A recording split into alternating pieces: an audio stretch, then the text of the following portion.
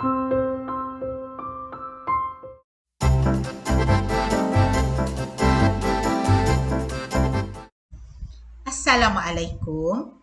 Hari ini kita akan mempelajari cara selesaikan masalah tajuk masa dan waktu. Cikgu akan bincangkan beberapa contoh yang ada di dalam buku teks. Cikgu harap kamu dapat memahami teknik-teknik cara menjawab soalan selesaikan masalah masa dan waktu. Soalan selesaikan masalah melibatkan masa dan waktu. Soalan 1. Rajah di sebelah menunjukkan sepaket peskari dan sepaket kerepek kentang yang dibeli oleh Vimala. Hitung tempoh selamat digunakan dalam hari bagi peskari. Jadi soalan ni tanya peskari. Okey, ini ialah peskari. Tempoh selamat digunakan dan di sini kita ada tarikh dikilangkan iaitu 9/12. Maksudnya cikgu tulis di sini mula. Maksud dia mula pada 9 hari bulan 12, 20, 21 ataupun Disember. Setelah itu kita ada tahun 2020 1 tahun. 1 tahun penuh dan ada lagi tahun 2021 kita ada Januari kita ada, kemudian sehingga 8 hari bulan Februari 2021. Jadi di sini ialah maklumat penting yang kamu kena tahu dan untuk mencari bilangan hari. Jadi cikgu tulis di sini untuk Disember 2019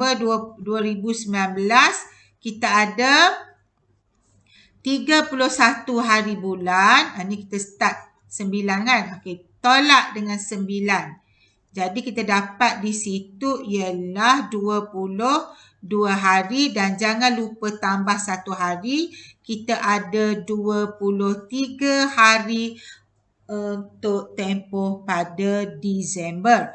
Seterusnya tahun 2020 ni genap setahun, tetapi tahun 2020 ialah tahun lompat. Jadi tahun 2020, tahun lompat, kita ada 366 hari, bukan 365.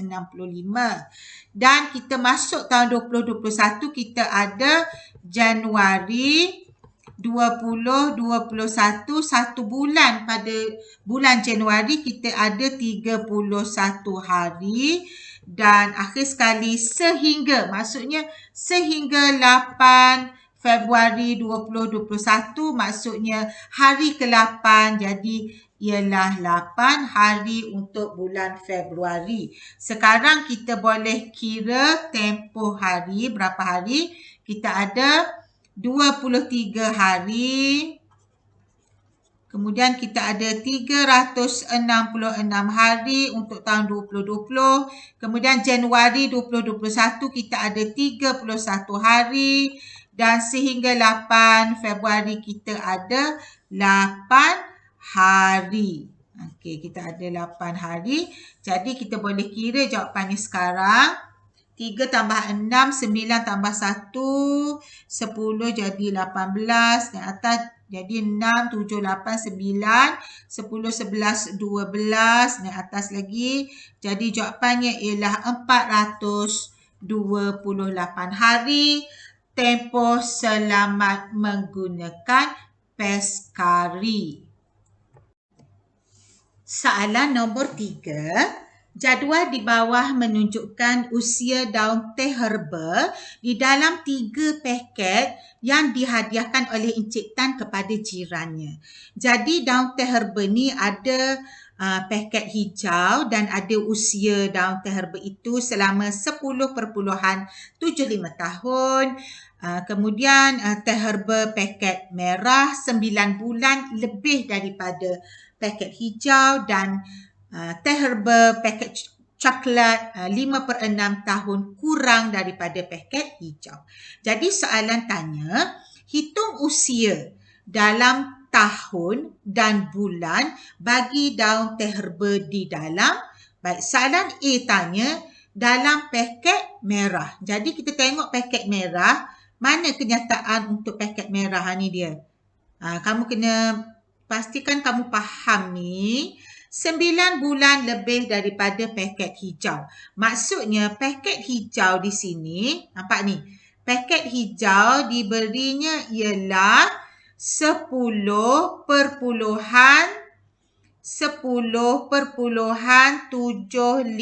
tahun. Lebih daripada maksudnya 9 bulan lebih daripada tambah 9 bulan. Inilah dia ayat matematik untuk kita dapatkan usia teh herba paket merah. Jadi jawapan dikehendaki ialah dalam tahun dan juga bulan. Jadi soalan ni kita tengok dulu 10,75 tahun. Okey, mula-mula kita pastikan dulu 0.75 tahun ni kita kena tukarkan kepada bulan, iaitu 0.75 kita darab dulu dengan 12. Baiklah, kita darab dengan 12. Pastikan kamu darab ni, 5 darab 2 dapat 10, 7 darab 2, 14 dapat 15. Kemudian 5 darab 1, 5. 1 darab 7, 7. Jadi kita dapat di sini ialah 900. Bukan. Pastikan titik perpuluhannya 2 dari belakang.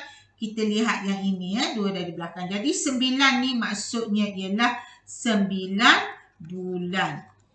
Baiklah, kita dah dapat 10 ni, 10.75 ni. 10.75 tahun ni kita dah dapat 10 tahun 9 bulan. Baik, apa yang perlu kita buat sekarang ialah kita buat pengiraan. Kita buat pengiraan tahun bulan. Kita tengok di sini. Tadi 10.75 tahun kita dapat 10 tahun 9 bulan, kemudian kita tambah dengan 9 bulan yang dah ada di situ. Di sini kita dapat 18 bulan, di sini 10 tahun.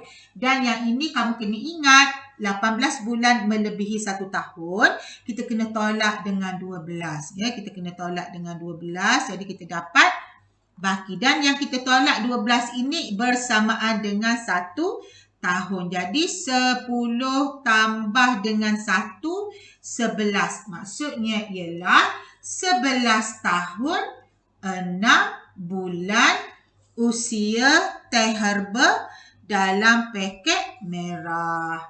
Baik, seterusnya kita lihat pula untuk teh herba dalam paket coklat. Kita tengok apakah kenyataan yang diberikan di sini. Maklumat yang diberi di sini ialah 5/6 tahun kurang daripada paket hijau. Jadi paket hijau tadi kita dah tahu.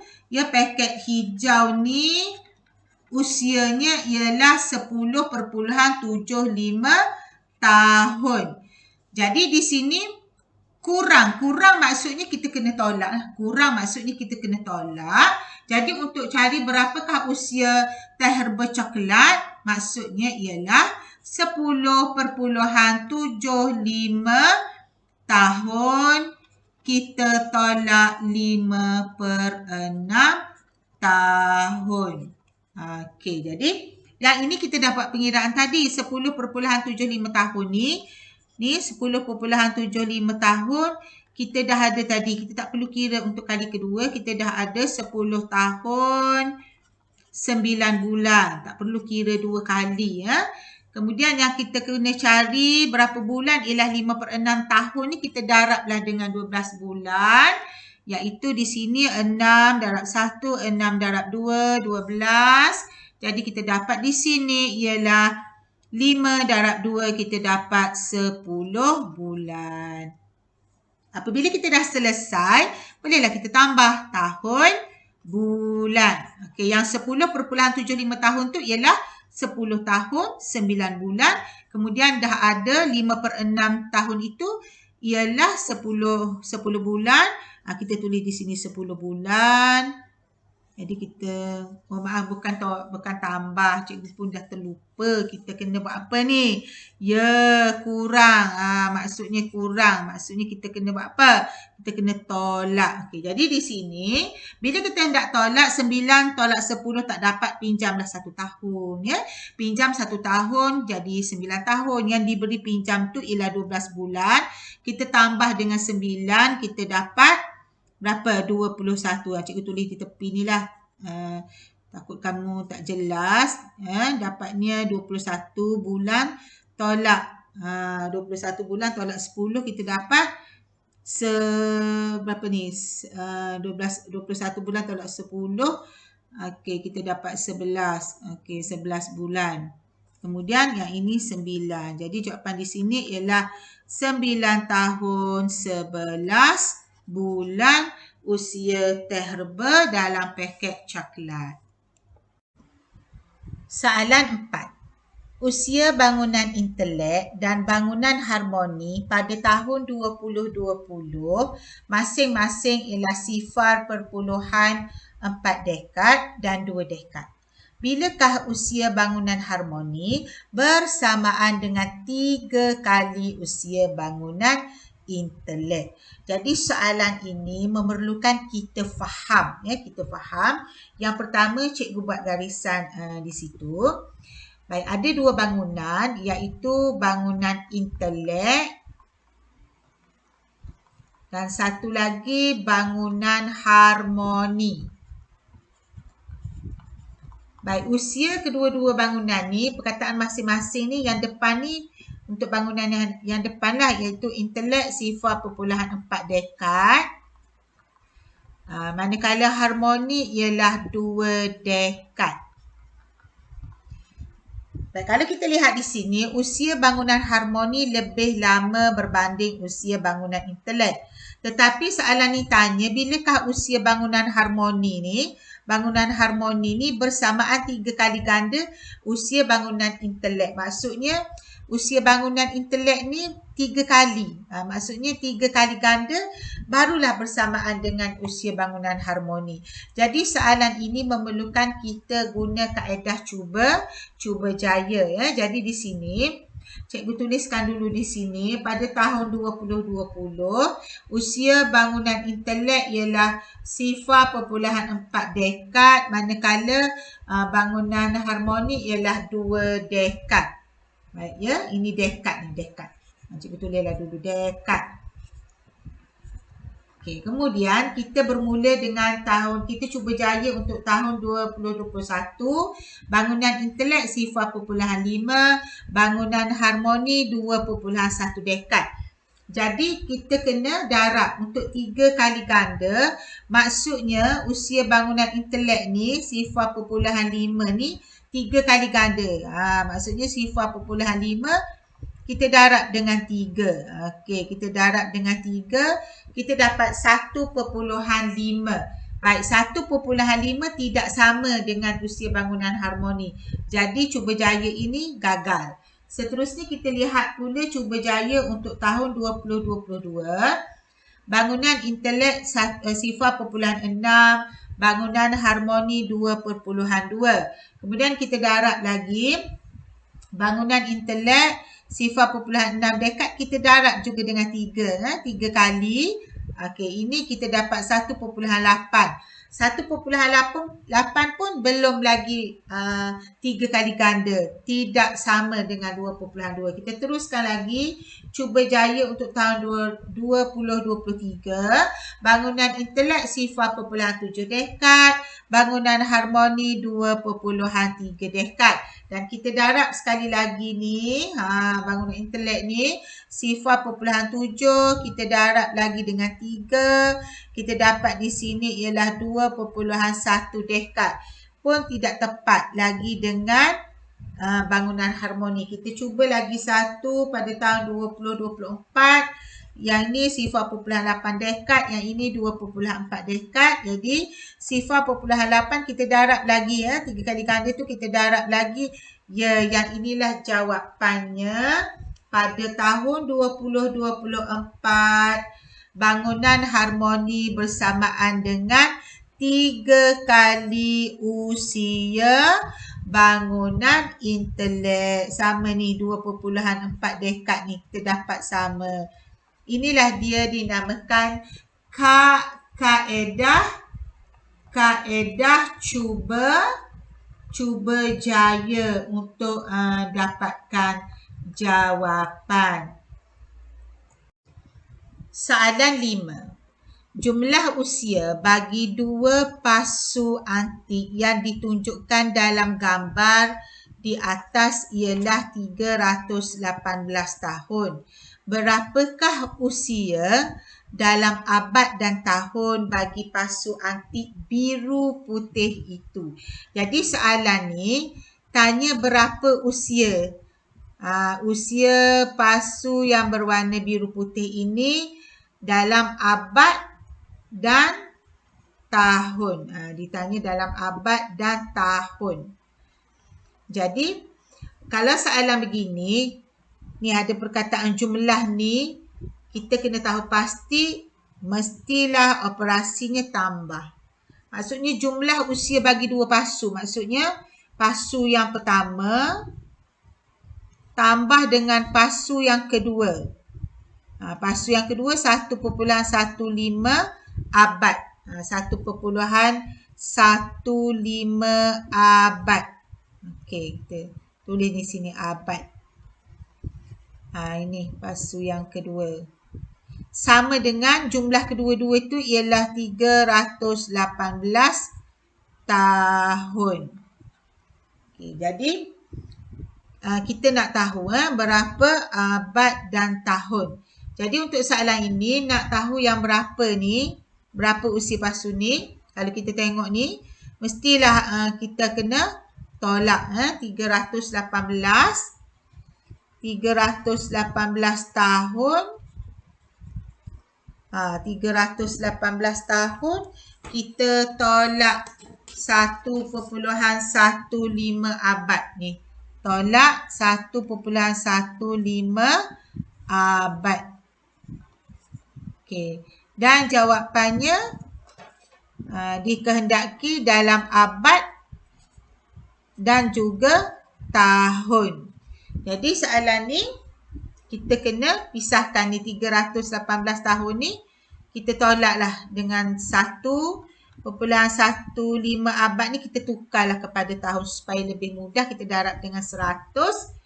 Okey, jadi ni kita alihkan saja titik perpuluhan ni 1-2 kali ke belakang, kita alihkan saja. Okey, jadi usianya ialah 115 tahun. Ni 1.15 abad itu ialah 115 tahun. Baik, kita tolak dulu ni. 318 kita tolak dulu dengan 115 tahun. 8 tolak 5 3, 1 dengan 1 sifar, 3 tolak 1 kita dapat 2. Baik, kita dapat 203 tahun. Jadi 203 tahun. Ya, kita tengok di sini ada 200 kan? Kita tolak 200. Kenapa kita tolak 200? 200 itu bersamaan 2 abad. Kerana kita tahu pasti 100 tahun sama dengan 1 abad. Cikgu tunjukkan lagi di situ, ada orang tak ingat. Okey, jadi dari dapat 2 abad ni, yang baki ni ialah tahun. Yang baki ni ialah tahun. Okey, jadi kita dah dapat jawapan di situ ialah 2 abad. Ni 2 abad ni kan? 2 abad 3 tahun. Soalan E. Yang berikut ialah perbualan antara 2 orang sahabat. Jadi soalan 1 Roman, jumlahkan tempoh dalam tahun dan bulan Agus belajar di kedua-dua buah sekolah. Jadi kita baca di sini, saya belajar di SK Sentosa selama 41/2 tahun. Dan 15 bulan di SK Sepayan. Jadi sudah pastilah kita tambah dengan 15 bulan untuk kita mengira jawapannya nanti dalam tahun dan bulan. Okey, baik. Kita tambah di sini. Sebelum tu kamu lihat di sini ada 4/1/2 tahun. Jadi cikgu nak kamu ingat 4 ni sudah pastilah 4 tahun. Kemudian 1/2 tahun ni kita kena ingatlah, kita tak perlu buat pengiraan. Kita kena ingat 1/2 tahun ialah 6 bulan. Jadi apabila kita dah dapat tahun dan bulan, teruslah kita boleh tambah. Kita tuliskan unit tahun, kemudian bulan. Baik, kita tuliskan unit tahun dan bulan.